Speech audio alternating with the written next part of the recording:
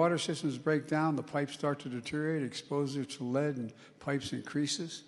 And beyond lead pipes, there's as many as 24 million housing units that have significant problems with lead-based paint. And here's why it matters. I know we talk about it generically, but it really matters. Exposure to lead impacts children's brain development. It's hazardous to the health. No amount of lead in water is safe. None. No amount is safe. It can damage the brain and kidneys, interfere with the production of red blood cells that the body needs to carry oxygen. And despite these dangerous health effects, the CDC estimates that over half of American children could be exposed to lead, with the exposure often coming from their own homes. The problem disproportionately affects low-income families. As Dwight said, people of color are much more likely to live in homes where lead exposure is an issue. This is the United States of America, for God's sake. This is not, we know better than that. And we know we're proving it.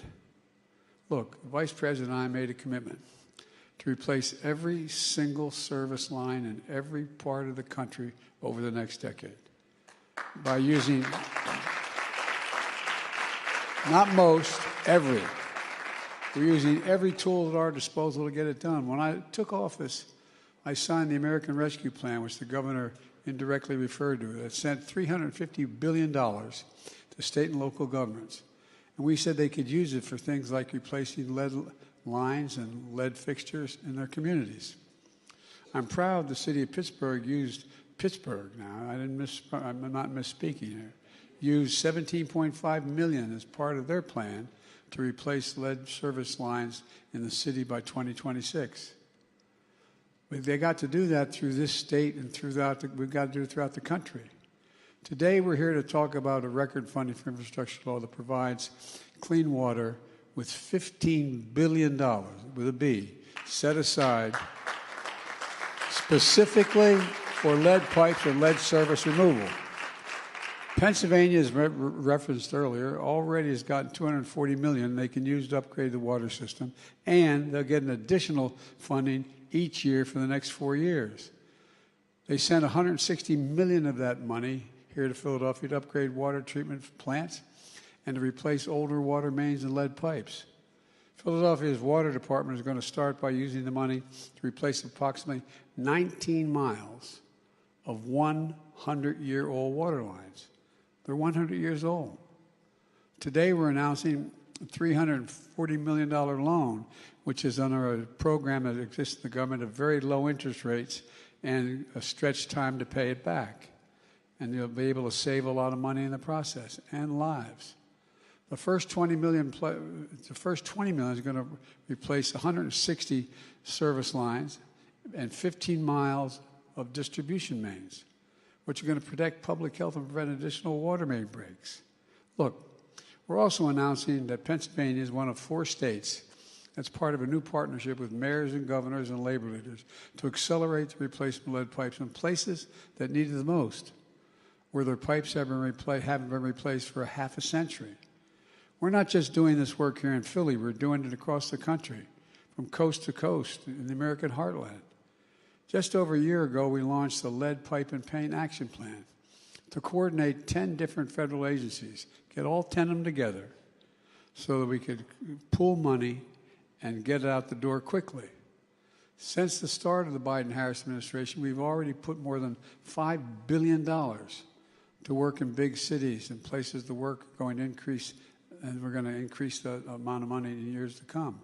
This is a 10-year project for all of this we're going to be doing. Not the individual project, but 10 years the money is going to be available. And one of the things about infrastructure law that I'm most excited about is we're doing this with American workers and with products made in America and with union labor. That's the condition we wrote into it. I know, and maybe even some of you think I'm too pro-union. Well, it's not, but there's a reason for this. You know, everybody talks about college education.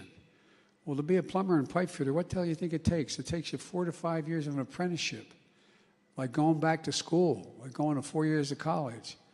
That's why we have the best workers in the world, the union workers, because they're the best trained in the world. And that's not hyperbole.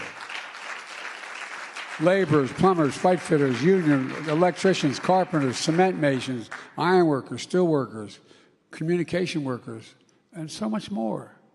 And folks, look, these are good jobs you can raise a family on. And they don't require a college degree because you have, in a sense, a college degree through the apprenticeship program, which is one reason why the United States, as I said, is the best trained workers in the world. It would be a digression to get into it, but we did the Chips and Science Act. Well, guess what? One of the companies investing over $80 billion in that. I asked why they're investing in it. They said, you have the best workers in the world. And it's coming out of South Korea. The best workers in the world. Let me close with this. Folks, this isn't complicated. Every person in this country deserves to be able to turn on a faucet and have clean drinking water. And through the infrastructure law, we're making historic investments to make sure that they can. When America sees us making these investments all across America, replacing these pipes, building roads and bridges, and it sends a message. We can really do big things. I think America over the previous 5, 6, 7 years began to wonder whether we could do big things. There's nothing, and I mean, just think about this now from a historical perspective. There's nothing we've ever set our mind to as a country that we haven't succeeded in doing. Nothing. Nothing. We're the only country in the world that comes out of every crisis stronger than we went in. And that's what we're doing on the economy now. That's what we're doing under this infrastructure legislation. We can move this nation forward. And I want to send another message, too. It's a message of pride. Pride in our country, pride in our capability, pride what we can do when we do it together. And it generates a sense of self-worth. It generates a sense of self-worth, knowing that you can provide for your family. I've long said, it's never been a good bet, never, ever been a good bet to bet against America. And I can honestly say, and I mean this sincerely, and a lot of Philadelphians know me, I've been around for a long time, I have never, ever, ever, ever been more optimistic about America's chances in the world than I am today. Never.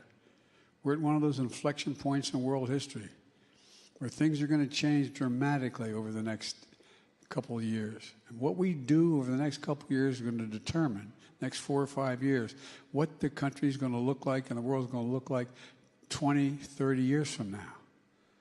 We reach those inflection points every 5 or 6 generations, maybe fewer. And that's who we are. We're leading the world once again.